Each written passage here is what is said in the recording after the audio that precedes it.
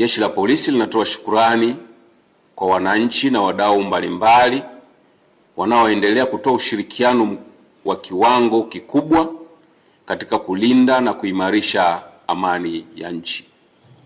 Hata hivyo, kama Jeshi la Polisi lilivyoeleza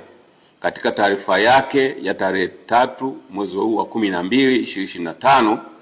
kwamba upo uhalifu unaoendelea kupangwa na kuhamasishwa kwenye mitandao ya kijamii na kwenye makundi ya baadhi ya watu wakihamasisha kile wanachokiita maandamano ya amani na yasiyo na kikomo kuanzia tarehe 9 mwezi wa 12 2025. Jeshi la Polisi kwa kushirikiana na vyombo vingine vya ulinzi na usalama vinaendelea kuchukua hatua stahiki dhidi ya uhalifu huo unaopangwa, hivi wananchi msiwe na hofu. Sheria za nchi ikiwepo sheria ya polisi na polisi wasaidizi sura ya 322 kama ilivyofanywa marekebisho mwaka 2023 kifungu cha 43 kifungu kidogo cha kwanza kinatoa maelekezo na masharti ya kisheria kuwa mtu yeyote ambaye ana mpango wa kufanya, kukusanya, kuunda au kupanga mkusanyiko au maandamano ya hadhara anatakiwa kuwasilisha kwa maandishi notisi kuhusu kufanyika kwa mkusanyiko au maandamano hayo kwa afisa wa polisi msimamizi wa eneo hilo, akiainisha yafuatayo: A, sehemu ambayo maandamano yatafanyika au yatafanyikia; B, muda yatakapofanyika; C, madhumuni ya maandamano hayo; na D, maelezo mengine kama waziri atakavyotangaza kwa notisi mara kwa mara kwenye gazeti la serikali. Aidha, kifungu hicho cha 43 kifungu kidogo cha pili kinaeleza kwamba pale ambapo mtu amewasilisha taarifa kwa maandishi kulingana na kifungu kidogo cha kwanza, anaweza kuendelea kuitisha, kukusanya, kuunda au kuandaa mkusanyiko au maandamano hayo kama yalivyopangwa, isipokuwa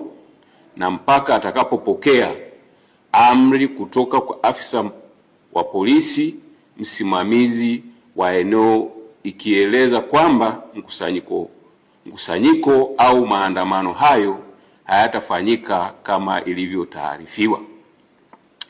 Kifungu cha 43 kifungu kidogo cha tatu kinaeleza kwamba afisa wa polisi ambaye taarifa imewasilishwa kwake kulingana na kifungu kidogo cha kwanza hatatoa amri ya kusitisha chini ya kifungu kidogo cha pili kulingana na taarifa iliyowasilishwa, isipokuwa ameridhika kwamba kufanyika kwa mkusanyiko au maandamano hayo kuna uwezekano wa kusababisha kuvunjika kwa amani au kuathiri usalama wa taifa au kudumisha amri kwa umma au kutumika kwa madhumuni au dhumuni lolote lisiokuwa halali. Kulingana na ufuatiliaji wa kina uliofanywa na unaoendelea kufanywa kwenye mitandao ya kijamii na kwa watu mbalimbali, na mbinu zinazohamasishwa zitumike kuanzia siku hiyo ya maandamano ya tarehe 9 Disemba 2025 kama ilivyoelezwa katika taarifa ya Jeshi la Polisi ya Disemba 3 2025 kuwa wanahamasisha kufanya yafuatayo: siku hiyo ya maandamano yasiyo na kikomo, yani tarehe 9 mwezi wa Disemba 2025, wanaelekezana ambaye hajui kutumia silaha na hajapitia mafunzo siku hiyo asishike silaha, wawaachie waliopata mafunzo ya matumizi ya silaha. Kwa maana rahisi watu hawa wanazo silaha za kutimiza lengo ambalo wamekusudia. 2, kupitia mitandao na klabu mbalimbali za mtandaoni wanahamasishana wahakikishe hakuna shughuli yoyote itakayokuwa inaendelea. 3, pia wahakikishe wanaharibu na kuchoma moto minara yote ya mawasiliano ili nchi nzima ikose mawasiliano. 4, wanahamasishana wahakikishe bandari ya Dar es Salaam haifanyi kazi, kwani watafunga barabara zote za kuingia na kutoka bandarini. 5, siku hiyo na kuendelea wanahamasishana wafunge barabara zote za kuingia na kutoka katika mipaka yote ili kuhakikisha hakuna anayetoka au kuingia nchini. 6,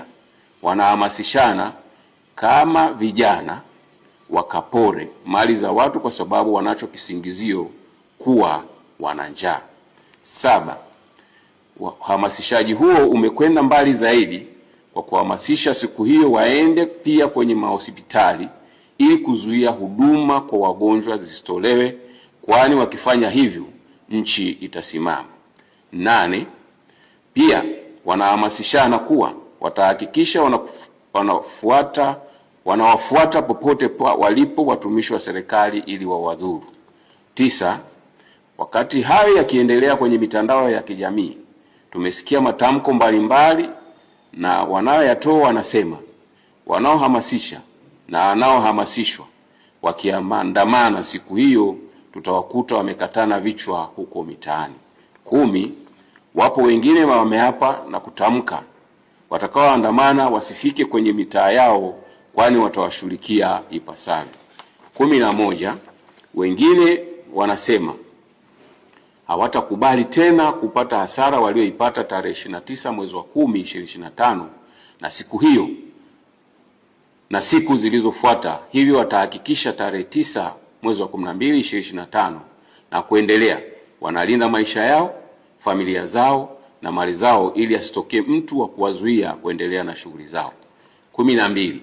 wengine wanauliza wanaohamasisha maandamano yasiyo na kikomo ni haki ya aina gani hiyo? Kwa sababu huwezi kujitangazia haki ambayo inavunja haki za wengine kwa kuwazuia wasiendelee na shughuli zao hasa zinazowapatia riziki ya kila siku. Kwani mtu anapotoka na akajihusisha au akajishughulisha katika shughuli halali ndio mkono unaingia kinywani. Ukinizuia kutoka unavunja haki zangu na unataka kuniua mimi kwa njaa pamoja na familia yangu na wategemezi wangu. Hivi sasa wameongeza lingine wakihamasishana siku hiyo wabebe petroli kwenye chupa. Hivyo kulingana na sheria ya polisi na polisi wasaidizi inayotoa maelekezo na masharti ya kufanya, kukusanya, kuunda au kufanya mkusanyiko au maandamano, na kutokana na mbinu za kihalifu ambazo zimebainika wakihamasishana kuzitumia kuanzia tarehe 9 Disemba 2025, maandamano hayo yanayopewa jina la maandamano ya amani na yasiyo na kikomo yamekosa sifa za kisheria za kuyaruhusu kufanyika. Na kwa kuwa yametangazwa kufanyika nchi nzima na wanaohamasisha hawana anwani maalum zaidi ya kuona namba nyingi za simu za mataifa ya nje ya Tanzania na za ndani ya Tanzania, akaunti za mitandaoni za nje na ndani ya nchi ambapo wamiliki wake ndio wanaohamasisha maandamano hayo, na kwa kuwa hakuna barua yoyote iliyofikishwa au kupokelewa na ofisi yoyote ile ya mkuu wa polisi wilaya hapa nchini